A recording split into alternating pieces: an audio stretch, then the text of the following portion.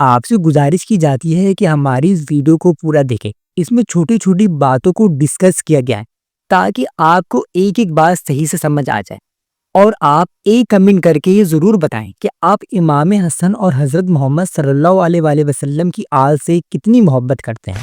بسم اللہ الرحمن الرحیم۔ السلام علیکم ناظرین کرام، امام الحسن ابن علی طالب اور امام الانبیاء حضرت محمد صلی اللہ علیہ وآلہ وسلم کی دفتر جگر تھے۔ حضرت سیدہ فاطمہ کے سب سے بڑے بیٹے اور امام عالی مقام امام حسین کے بڑے بھائی تھے۔ اہل اسلام ان کو پیغمبر کے نواسے کے طور پر احترام کرتے ہیں۔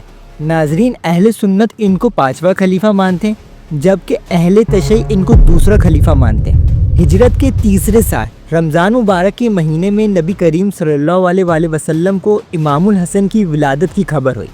آپ کا نام حسن اور کنیت ابو محمد ہے۔ یہ کنیت آپ کے نانا جان رسول اللہ صلی اللہ علیہ وآلہ وسلم نے رکھی تھی۔ ناظرین، حسن نام آج کل کے زمانے میں بہت معروف اور عام سا نام ہے، لیکن جب ان کا نام رکھا گیا تو اس دور میں ایسے نام رکھنے کا کوئی رواج نہ تھا۔ سب کو یہ نام بہت عجیب اور نایاب لگا، لیکن اللہ تعالیٰ نے اس نام کو سب کے دلوں میں محبوب بنا دیا۔ امام الحسن حضرت علی کے بڑے صاحبزادے تھے۔ حضرت علی رسول اللہ صلی اللہ علیہ وآلہ وسلم پر بچپن ہی میں سب سے پہلے ایمان لے آئے۔ آپ کو یہ بھی اعزاز حاصل ہے کہ آپ نے کبھی کسی بت پرست کو سجدہ نہیں کیا۔ حضرت علی نے رسول اللہ صلی اللہ علیہ وآلہ وسلم کے گھر میں پرورش پائی، اور اسی بنا پر آپ ان سے بہت زیادہ محبت کرتے تھے۔ حضرت علی غزوہ تبوک کے علاوہ تمام غزوات میں رسول اللہ صلی اللہ علیہ وآلہ وسلم کے ساتھ شریک رہے۔ حضرت علی جس مقابلے میں بھی شریک ہوتے، دشمن کو للکارتے تو اسے شکست کا سامنا کرنا پڑتا۔ امام حسن کی والدہ سیدہ فاطمہ زہرا رسول اللہ صلی اللہ علیہ وآلہ وسلم کی سب سے محبوب بیٹی تھی، اور ان کی طبیعت میں نکاست اور گفتگو میں صداقت کے جوہر نمایاں تھے۔ اور یہ جوہر نمایاں کیوں نہ ہوتے، بچپن ہی میں رسول اللہ صلی اللہ علیہ وآلہ وسلم پر ایمان کی حالت میں پرورش پائے۔ اور سب سے بڑی بات یہ کہ سیدہ خدیجہ رضی اللہ تعالیٰ عنہا کی بیٹی تھی، جو رسول اللہ صلی اللہ علیہ وآلہ وسلم پر سب سے پہلے عورتوں میں ایمان لانے والی عورت تھی۔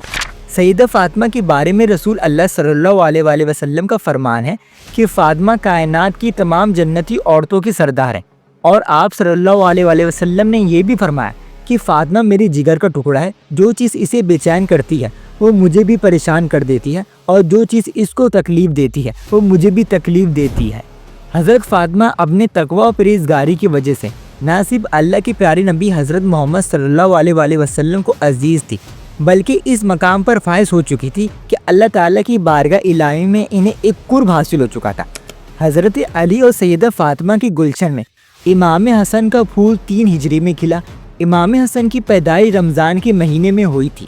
یہ بھی کہا جاتا ہے کہ آپ غزوہ بدر کے تقریباً 1 سال کے بعد 3 ہجری میں پیدا ہوئے۔ امام الحسن وہ عظیم ہستی اور خوش قسمت انسان ہیں جن کا نام خود نبی کریم صلی اللہ علیہ وآلہ وسلم نے تجویز دیا۔ حضرت علی فرماتے ہیں کہ جب امام حسن کی پیدائش ہوئی تو میں نے ان کا نام حر رکھا۔ رسول اللہ صلی اللہ علیہ وآلہ وسلم ہمارے گھر تشریف لائے اور فرمایا کہ اپنا بیٹا دکھاؤ، تم نے اس کا کیا نام رکھا ہے؟ میں نے بولا کہ میں نے اس کا نام حر رکھا ہے، تو آپ نے فرمایا نہیں، اس کا نام حسن ہے۔ پھر جب امام حسین کی پیدائش ہوئی تو میں نے ان کا نام حر رکھا۔ رسول اللہ صلی اللہ علیہ وآلہ وسلم ہمارے گھر میں تشریف لائے اور فرمایا کہ تم نے اس کا کیا نام رکھا ہے؟ میں نے کہا حر، تو آپ نے فرمایا نہیں، اس کا نام حسین ہے۔ پھر جب تیسرے بیٹے کی پیدائش ہوئی تو آپ صلی اللہ علیہ وآلہ وسلم پھر تشریف لائے، تو آپ نے فرمایا کہ تم نے اس کا کیا نام رکھا ہے؟ میں نے کہا حر، تو آپ نے فرمایا نہیں، اس کا نام محسن ہے۔ پھر رسول اللہ صلی اللہ علیہ وآلہ وسلم نے فرمایا کہ میں نے ان کے نام حضرت حرین علیہ السلام کی علایت کے نام پر رکھے ہیں۔ حضرت حرین علیہ السلام کے بیٹوں کے نام یہ تھے: شبہ، شبیر اور مبشر۔ رسول اللہ صلی اللہ علیہ وآلہ وسلم امام الحسن سے بہت زیادہ محبت اور نسبت رکھتے تھے۔ رسول اللہ صلی اللہ علیہ وآلہ وسلم نے امام الحسن کے بارے میں خبر دی کہ وہ ایک خاص مقام و فضیلت والے ہوں گے، اور اللہ تعالیٰ ان کی وجہ سے 2 بڑی جماعتوں میں صلح کروائیں گے۔ ابو بکر حزیری رضی اللہ تعالیٰ عنہ سے روایت ہے کہ رسول اللہ صلی اللہ علیہ وآلہ وسلم خطبہ دینے کے دوران امام الحسن ممبر پر چڑھ گئے تو آپ صلی اللہ علیہ وآلہ وسلم نے فرمایا کہ یہ بے شک میرا بیٹا صدر ہے، اور یقیناً اللہ تعالیٰ اس کے ساتھ مسلمانوں کی 2 بڑی جماعتوں میں صلح کروائیں گے۔ حضرت حنظلہ رضی اللہ تعالیٰ عنہ سے روایت ہے کہ انہوں نے رسول اللہ صلی اللہ علیہ وآلہ وسلم کو فرماتے سنا ہے کہ فرشتے اس رات سے پہلے کبھی نہیں اترے۔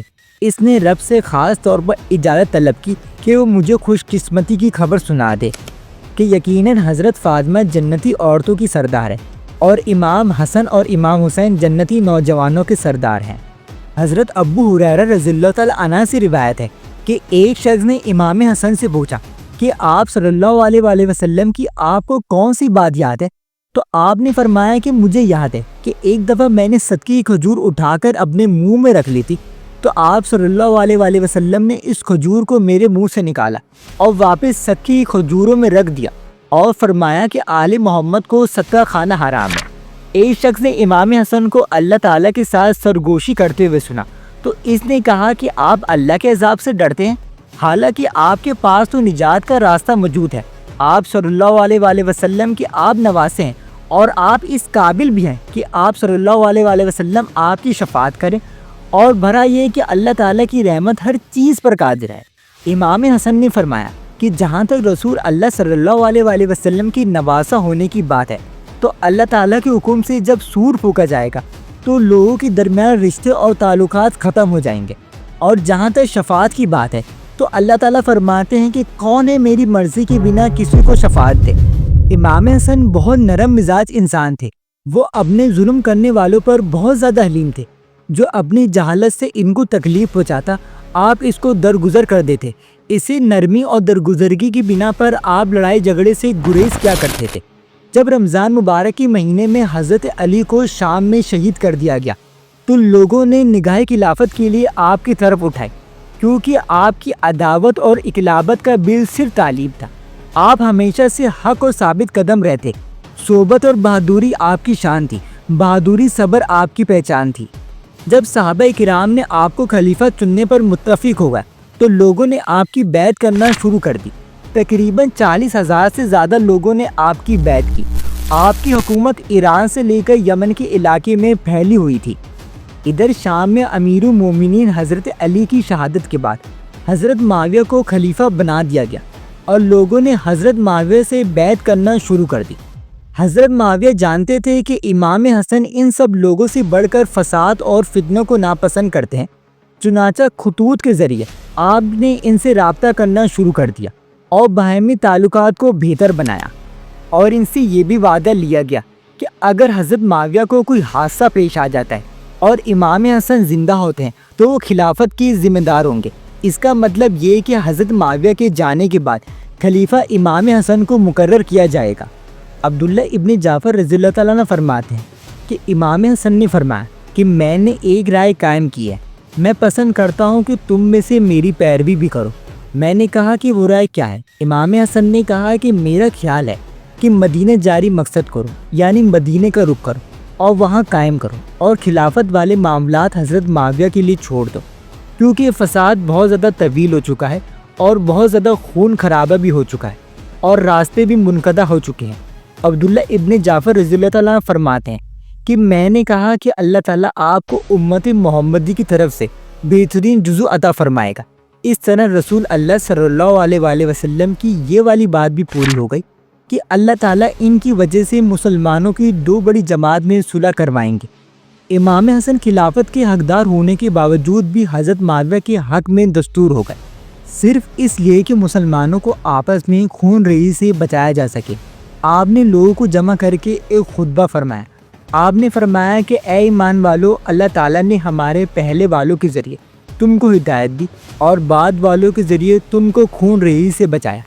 سنو، دنائیوں میں سب سے بہترین دنائی تقویٰ ہے، اور شکستوں میں سب سے بھولی شکست بدعمالی ہے، اور یہ خلافت کا معاملہ جس کا میرے و معاویہ کے درمیان اختلافات تھے اب ختم ہو چکے ہیں۔ مجھ سے زیادہ اس سلطنت کے حقدار حضرت معاویہ ہیں، اور میری خوشنودی اسی میں ہے کہ جس میں اللہ تعالیٰ کی خوشنودی ہو اور لوگوں کے درمیان اختلافات کو گھٹاؤں اور خون ریزی کو روکو۔ یہ 40 ہجری والے سال ہیں۔ اس بعد والے سال کو مسلمانوں میں عام جماعت کے نام سے مشہور کیا جاتا ہے، کیونکہ مسلمانوں کی تفریق مٹ گئے اور مسلمان ایک جماعت بن گئے۔ اہل کوفہ میں سے بعض لوگوں نے آپ کو سلامتی کرنے پر بہت زیادہ تنقید کا نشانہ بنایا۔ آپ نے ہر تنقید کو صبر و تحمل سے برداشت کیا اس واقعے کے بعد امام حسن مدینے چلے گئے۔ مدینے میں آپ کی زیادہ تر زندگی عبادت میں مشغول رہتی۔ حضرت معاویہ نے ایک شخص کو آپ کی خبر لینے کے لیے بھیجا تو اس شخص نے آپ کی حالت کچھ یوں بتائی کہ آپ جب فجر کی نماز میں مسجد جاتے ہیں تو پورا دن مصلی پر بیٹھے رہتے ہیں اور پھر ٹیک لگا کر بیٹھ جاتے ہیں اور آنے جانے والے لوگوں سے ملتے رہتے ہیں۔ امام حسن کو کیا معلوم تھا کہ ان کا سب سے بڑا دشمن کوئی اور نہیں بلکہ ان کی خود کی بیوی ہے، اور وہ بیوی کہیں اور نہیں رہتی، ان کے ساتھ ان کے گھر میں رہتی ہے۔ ان کی بیوی کا نام جودہ ابن عائشہ تھا۔ یہ ایک یہودی خاندان سے تعلق رکھتی تھی، مگر جب امام حسن اور اس کا نکاح ہو رہا تھا جب تک یہ عورت مسلمان ہو چکی تھی، اور اس عورت نے امام حسن کو صرف اس بنا پر شہید کیا کیونکہ اس نے یہودی شخص سے 15,000 دینار لیے، اور ان پیسوں کے حوث اس نے امام حسن کو شہید کرنے پر آمادہ ہو گئی، اور اس نے امام حسن کے کھانے میں زہر ملا کر امام حسن کو شہید کر دیا۔ اللہ تعالیٰ ہر انسان کو ہدایت کی توفیق عطا فرمائے۔ آپ کمنٹ میں اپنی رائے کا اظہار ضرور کریں۔